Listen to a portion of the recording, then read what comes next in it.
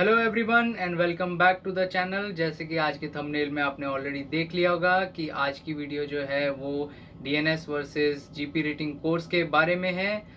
मैंने ऑलरेडी अपने पेपर पे कुछ बुलेट पॉइंट्स बना लिए हैं रिगार्डिंग डीएनएस की क्या एडवांटेजेस हैं और जीपी रेटिंग की क्या अपनी एडवांटेजेस हैं और दोनों में क्या डिसएडवांटेजेस हैं, दोनों में क्या अंतर है काम का और एग्ज़ाम्स में कितना टाइम लगता है दोनों में। सो उन दोनों के बारे में आज हम डिस्कस करेंगे इस वीडियो में।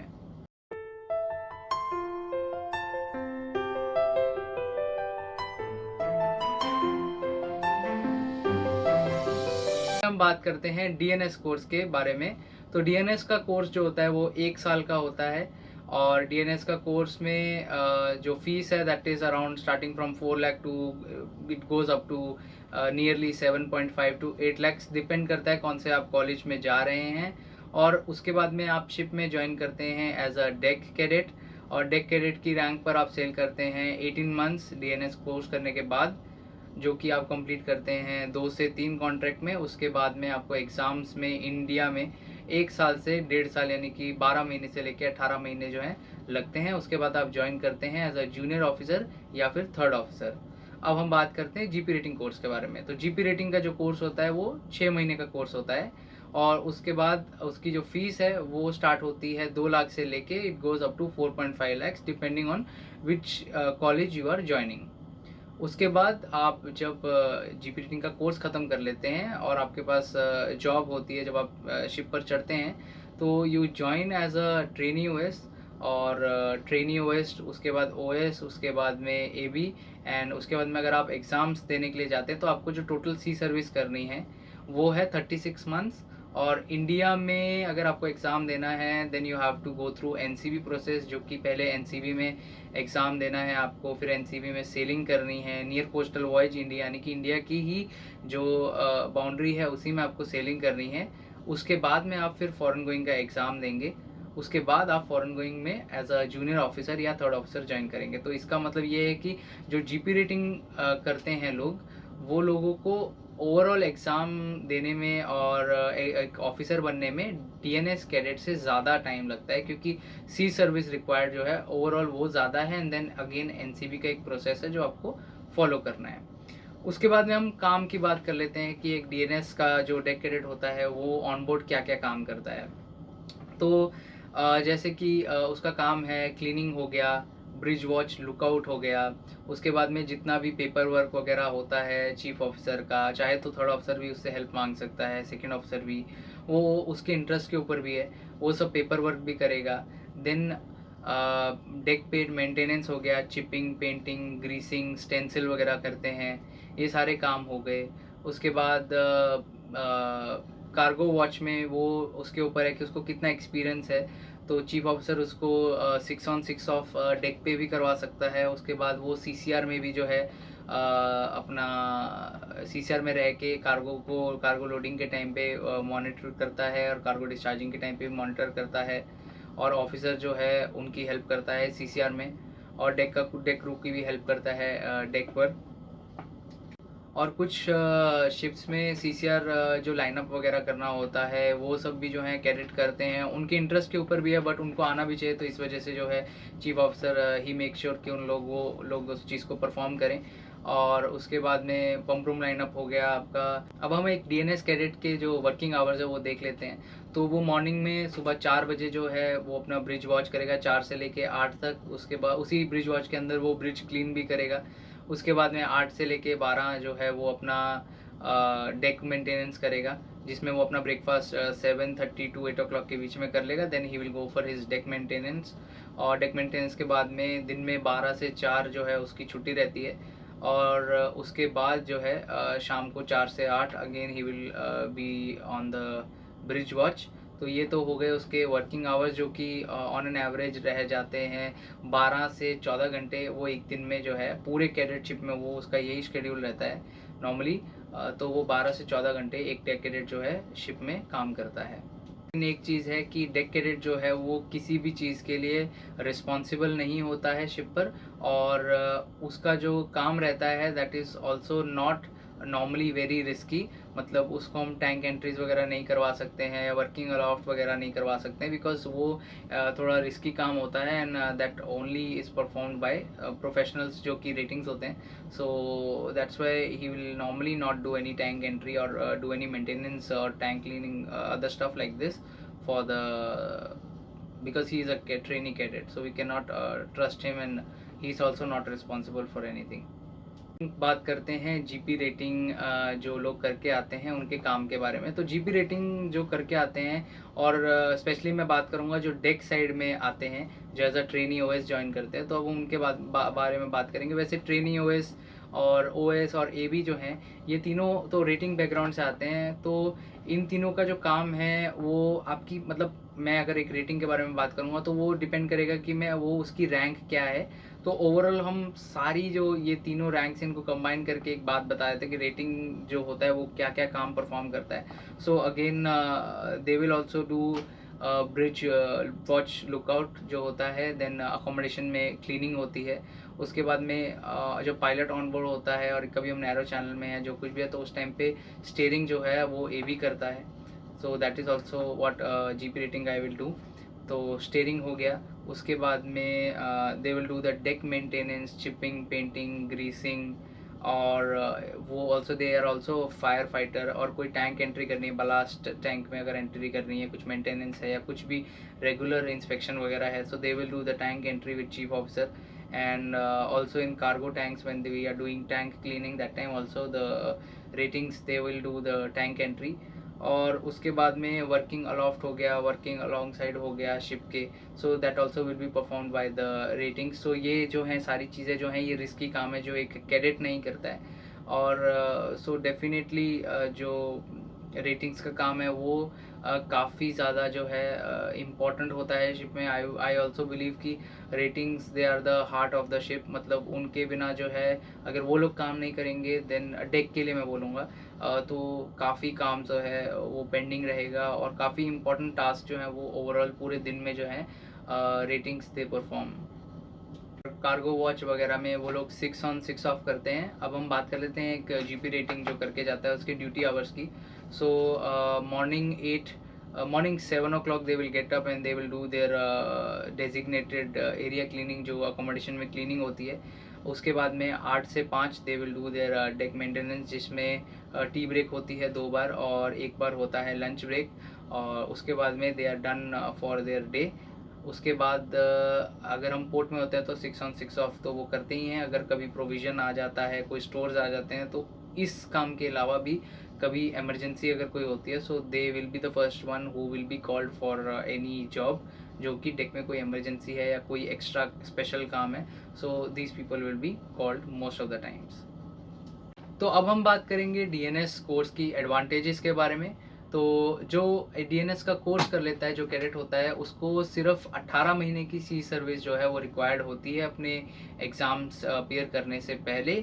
और उस 18 महीने में भी वो जो पढ़ाई करता है वो प्रिसाइज लर्निंग करता है जो कुछ भी उसको एग्ज़ाम्स के लिए चाहिए, practical and also theoretical knowledge. अगर वो अपने टास्क को बराबर से परफॉर्म करे जो उसके रिकॉर्ड बुक में मेंशन्ड होता है और चीफ ऑफिसर से जो कुछ भी और जितने भी लोग हैं डेक क्रू हो गया, ऑफिसर्स हो गए, उन सब से अगर वो बराबर से पढ़ाई वगैरह करे, उनके साथ काम करे, then he will get a very good training जो उसको एग्ज़ाम्स में और उसके बाद भी एज अ ऑफिसर काफ़ी हेल्प करने वाली है. एंड ऑल्सो वो अपने इस 18 मंथ्स के बाद अपने कोर्सेज जो अटेंड करने हैं मॉडलर कोर्सेज वो अटेंड करने के बाद डायरेक्टली ही can appear for his orals and writtens and orals. तो एक डेक कैडेट जो होता है वो as compare to a GP rating guy जल्दी ऑफिसर बन जाता है. और उसको अपनी स्टडीज़ जो क्योंकि उसकी कंटिन्यूटी है स्टडीज़ में, पहले 10th करा, उसके बाद 12th करा, उसके बाद अपना कोर्स किया डीएनएस का, then he is working on board as a cadet. तो उसकी लर्निंग जो है वो कंटिन्यू रहती है तो वो ज़्यादा कुछ भूलता नहीं है. जो बेसिक्स होते हैं वो काफ़ी क्लियर होते हैं तो वो जल्दी जो है अपने एग्ज़ाम्स जो है फर्स्ट सेकेंड अटैम्प्ट में क्लियर कर लेता है मोस्ट ऑफ द टाइम्स. अब हम बात कर लेते हैं एडवांटेजेस ऑफ जीपी रेटिंग. तो जीपी रेटिंग की जो एडवांटेज है वो ये है कि कोई भी बंदा जो 10th पास कर लेता है वो जीपी रेटिंग कोर्स कर सकता है. इसकी ड्यूरेशन बहुत शॉर्ट है, 6 मंथ्स की है. और फीस जो है एज़ कम्पेयर टू डीएनएस वो काफ़ी कम है. तो हम ये देख सकते हैं कि रिटर्न ऑन इन्वेस्टमेंट यानी कि इन्वेस्टमेंट जो है इसकी फ़ीस जो है और टाइम जो है, उसके बाद में जो रिटर्न ऑन इन्वेस्टमेंट है वो काफ़ी जल्दी होनी स्टार्ट हो जाती है और काफ़ी अर्ली स्टेज में आप जो है अर्निंग स्टार्ट कर सकते हैं। और रिटर्न ऑन इन्वेस्टमेंट मैं कहूँगा हाई भी है एट टाइम्स, अगर आप अच्छी कंपनी में चले जाते हैं। और जीपी रेटिंग की और एडवांटेजेस ये हैं कि आपके जो वर्किंग आवर्स हैं वो मोस्टली फिक्स्ड रहते हैं, जो कि मैंने ऑलरेडी बता दिए कि वर्किंग आवर्स क्या रहते हैं। तो there is not much of change आपके जो वर्किंग आवर्स हैं। Also if you are working on tankers, तो आपका जो टैंक क्लीनिंग मनी है that comes as a extra amount. और आपका ओवरऑल जो अर्निंग है till the time you finish your 36 months, minimum 36 months, you will have a very good corpus जो आपके पास होगा अमाउंट का, जो आप अपनी फैमिली के ऊपर खर्च सकते हैं। और फाइनेंशियली आप स्टेबल होने के बाद में you can appear for your exams. तो अब हम बात करेंगे डीएनएस कोर्स की और जीपी रेटिंग कोर्स की क्या क्या डिसएडवांटेजेस हैं। तो सबसे पहले हम बात करेंगे डीएनएस कोर्स की जो डिसएडवांटेजेस हैं। तो आपकी जो फीस है that is more as compare to GP rating guys. और उसके बाद में वेटिंग पीरियड काफ़ी आजकल हो गया है। कंपनीज आप बहुत अच्छी स्पॉन्सरशिप भी ले लें उसके बावजूद भी काफ़ी वेटिंग पीरियड जो है ओवरऑल हो गया है। और उसके बाद में रिटर्न ऑन इन्वेस्टमेंट जो है वो काफ़ी स्लो है। मतलब कि आपने 4 लाख तो मिनिमम फ़ीस है डीएनएस कोर्स की, 4 लाख से लेके 8 लाख के बीच में कहीं पे कोई कॉलेज में आपने फ़ीस दी। उसके बाद में you also wait for your first ship. उसके बाद अगर आपके 3 कॉन्ट्रैक्ट होते हैं, सो 18 महीने तो वैसे ही आपको कंप्लीट करने हैं। और वेटिंग पीरियड 2 से 3 महीने, डिपेंड करता है कौन सी कंपनी में आप काम कर रहे हैं, वो सब इंक्लूड करके फिर आप अपने जो ओवरऑल कैडेटशिप में आप जो पैसे अर्न करते हैं, आप वो पैसे सेव करके रखें। ये मेरी तरफ से एक सजेशन भी है। जो लोग ऑलरेडी अभी ऑन बोर्ड हैं या प्लान कर रहे हैं, तो वो पैसे सेव करके रखें, क्योंकि यही सारा पैसा जो है आपको आपके एग्ज़ाम्स के लिए, आपके कोर्सेज़ वगैरह के लिए, अपीयर होने के लिए, सब कुछ आपको ये पैसा जो है वो चाहिए रहेगा। 3 लाख के करीब अमाउंट जो है, 3 to 3.5 लाख रुपीज़ आपको एटलीस्ट अपने पास रखना चाहिए for your exams in India, for DNS guys I am talking about. तो वो जो अमाउंट उन्होंने ऑन बोर्ड 18 महीने में कमाया है ऑन बोर्ड रहकर, वो सारा अमाउंट मोर और लेस, वो सारा अमाउंट जो है वो ही कंज्यूम हो जाता है। और उसके बाद आपको जो एग्ज़ाम टाइम पीरियड है दिस 1 ईयर टू 1.5 ईयर्स, तो आपको ये सारा अमाउंट जो है उसमें पूरा खर्चा हो जाएगा। वो ख़त्म होने के बाद में भी सीओसी आने में 1 महीना लगेगा। उसके बाद आपके अटैम्प्ट्स कितने हैं उस पर भी डिपेंड करेगा, कितना टाइम आपको एग्ज़ाम क्लियर करने में लगता है। उसके बाद में कहीं जाके आप as a junior officer, third officer, waiting होने के बाद में you join as a junior और थर्ड ऑफिसर, और तब आपका जो है पैसा आना शुरू होता है। So that is honestly quite a long time, कि तब आप अपने पेरेंट्स को जो है कुछ पैसा जो है रिटर्न कुछ दे सकते हैं, जब उन्होंने आपकी 12th कंप्लीट होने के बाद जो आपकी फ़ीस भरी थी उसके बाद जो है वो लोग बेसिकली रिटर्न ऑन इन्वेस्टमेंट जो है काफ़ी स्लो है फॉर डीएनएस गाइस। और उसके बाद में जब आप ऑन बोर्ड जाते हैं, तो you need to be very sharp and quickly you need to adapt in the situation, क्योंकि ज़्यादा टाइम लगता नहीं है। चीज़ें जो हैं काफ़ी जल्दी पीपल स्टार्ट्स डिमांडिंग और कंपेयर करते हैं जो प्रीवियस कैडेट्स जो हैं, because they were performing very well, उनका साइन ऑफ हुआ है, now you joined as a cadet. So उनके ऊपर एकदम से लोड आ जाता है, प्रेशर आ जाता है, that the paper work was being done by the previous cadet and now you have come as a new cadet. तो आप लोगों को टाइम जो है ज़्यादा लगता नहीं है, जल्दी से अडेप्ट करना पड़ता है, because people are expecting a lot from you. और उसके बाद में आपको अपनी फ्री टाइम में, जैसे अगर कोई जीपी रेटिंग का या रेटिंग बैकग्राउंड से अगर वो चाहे तो वो पढ़ भी सकता है, but normally people opt for the they relax in their free time. But cadet को जो है वो इतना टाइम नहीं है रिलैक्स करने का, क्योंकि उसको अपनी रिकॉर्ड बुक जो है वो भी फिल करनी रहती है। And also he needs to learn something in his free time, जो कि वो जाके पेपर वर्क सीख सकता है, या LSA FFA के लिए डिमांड कर सकता है थर्ड ऑफिसर से कि if he is going next time he can take him along with him. तो ये सारी चीज़ें जो हैं वो अपने फ्री टाइम में ही normally will not be relaxing, but उसमें भी वो थोड़ा अपना एफर्ट डाल के अपना पढ़ाई वगैरह ही करता है। तो it's like you can say less time for rest for cadets. So यही बेसिक चीज़ें हैं जो डीएनएस की डिसएडवांटेजेस मुझे लगती हैं। अब now let's talk about the GP rating guys, जो उनकी डिसएडवांटेजेस हैं। तो सबसे बड़ी डिसएडवांटेज जो है वो ये है कि it's a very long journey 36 months की, जिसमें वेटिंग पीरियड वगैरह भी बहुत हो जाएगा ओवरऑल अगर हम देखें जीपी रेटिंग जो ट्रेनी ओएस से ज्वाइन करता है। और they start at a very low level, और they have to go through कि क्लीनिंग करनी है, they are performing the same actions every day, day and again for a very long time. एक contract पूरा उसी में निकल जाता है, चीज़ें सीखने में, करने में। And you know people don't rely a lot on them in starting, but eventually वो लोग आगे जाके एक बहुत ही क्रूशल यू नो रोल निभाते हैं शिप में। But in starting they have to go through a lot of hard work I would say. उसके बाद उनके जो काम हैं वो काफ़ी डेंजरस काम वगैरह हैं, जैसे टैंक एंट्री वगैरह हो गया। Of course we are doing gas free, वो सब चीज़ें हैं, लेकिन उसके बावजूद भी हम अगर देखें तो it's a very risky job मैं कहूँगा। केमिकल्स के साथ उनको direct, you know, they are in contact with the chemicals, they have to stand in deck वगैरह पे जो 6 ऑन 6 ऑफ होता है उस टाइम पे अगर मास्टराइजर हम लोग ओपन कर रहे हैं या फ्यूम्स वगैरह हैं जो कि आपके पीवी वैल्व वगैरह से निकल रहे हैं, ऑफ कोर्स सम हाउ और दी अदर अगर विंड नहीं चल रही है, they will come down and settle down near the deck. तो वो सब जो है directly, you know, it's coming into their body directly और indirectly, but they are getting affected by this thing. तो ये एक डिसएडवांटेज मेरी तरफ से है। उसके बाद उनका जो एग्ज़ाम का प्रोसेस है इंडिया में, it's a very lengthy and, you no, tiring process mentally और हर तरीके से। They earn a lot of money in this 36 months I would से।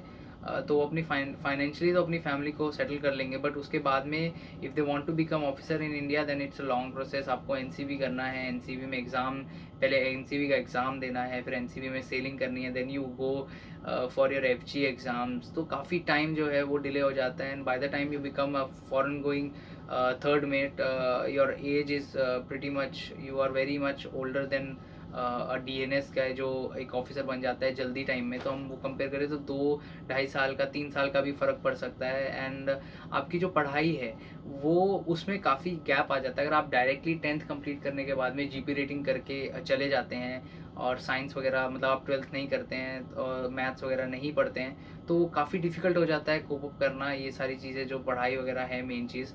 और तो वो आपको आपके एग्ज़ाम्स के टाइम में काफ़ी डिफ़िकल्ट आपको लगता है ये सारी चीज़ें पढ़ाई वगैरह करना। तो वो गैप जो आ जाता है उसको कवर अप करने में थोड़ा-सा, यू नो, एक थोड़ा-सा आपको ज़ोर देना पड़ता है।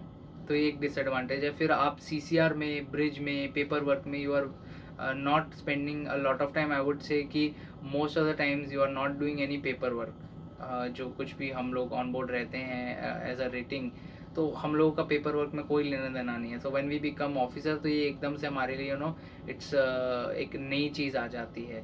And I have seen many people की इंग्लिश में, you know, they are not very good in English, तो उन लोगों को बड़ा डर लगता है थोड़ा सा, you know, they have little anxiety कि क्या होगा यार, मैं कैसे हैंडल करूँगा जब मैं ऑफिसर बन जाऊँगा। सो that also works at the back of the mind, वो सब चलता रहता है। सो ये भी एक डिसएडवांटेज है। और अगर आपको इंडिया से एग्ज़ाम नहीं देना, because it's a very time consuming और मेंटली टायरिंग प्रोसेस है, ये मुझे लगता है। तो if people wants to go to UK, Australia, New Zealand, तो वो सारी जगहों पे जाना जो है ना, उसमें जो आपका इन्वेस्टमेंट है that's a very high investment. 15 से 20 लाख रुपए आपके पास होने चाहिए, then you can go for your UK exams. तो ये भी एक डिसएडवांटेज आ जाती है कि इंडिया से एग्ज़ाम देना है सस्ते में, तो उसमें टाइम बहुत ज़्यादा लग जाएगा, अटेम्प्ट्स भी ज़्यादा हो सकते हैं, and it's a tiring process. आपको एनसीबी में सेल भी करना पड़ेगा। आप नॉर्मली फॉरेन गोइंग शिप्स में सेल करते हैं, then you have to come down and go and sail in the near coastal voyages.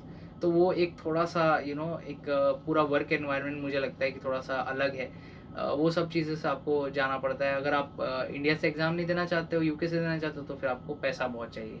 And then again this thing comes in mind कि यार इंग्लिश का जो एक इशू है, क्योंकि अगर आप इंडिया में कुछ पढ़ाई करते हैं अपने एग्ज़ाम्स के लिए, जो कोर्स वगैरह आपको करने पड़ते हैं, फाउंडेशन और फंक्शन कोर्सेज़, वो आप अगर इंडिया में करते हैं तो वो इंग्लिश जो है इंडिया में जो यूज़ हो रही है, हिंदी और English, you know, in which this language they are teaching, आपके फ्रेंड्स आपके साथ हैं, वो आपको थोड़ा हेल्प आउट कर सकते हैं इस चीज़ में। But when you go to UK, तो the teachers who are teaching they may not be actually, वो पूरी तरह से, you know, they are not fluent in Hindi, ये भी हो सकता है, या फिर वो इंग्लिश ही जानते हों। तो वहाँ पे आपको समझना, क्योंकि टाइम बहुत कम है आपके पास यूके में चीज़ें जो है समझ के और करने के लिए, तो उसमें अगर आपको इंग्लिश में एक प्रॉब्लम आ जाती है तो एक you will lose a lot of time in just understanding what the other person is saying, या वो अदर दूसरा बंदा क्या बोल रहा है वो समझने में ही काफ़ी टाइम लग सकता है। तो ये सारी कुछ डिसएडवांटेजेस हैं जीपी रेटिंग के लिए। बाकी अब ये आप लोगों के ऊपर है कि आपको कौन सा कोर्स जो है वो सूट करता है। किसी में इन्वेस्टमेंट ज़्यादा है, किसी में इन्वेस्टमेंट कम है, किसी में आप जल्दी जो है स्टार्ट कर देंगे अर्निंग अपना जो आपको पैसे कमाने हैं, किसी में आपको टाइम ज़्यादा लगेगा, किसी में आपको एग्जाम्स में टाइम ज़्यादा लगेगा। I have already mention everything in this video, तो that is your personal choice कि आपको क्या करना है। So that's it from this video and see you in the next one.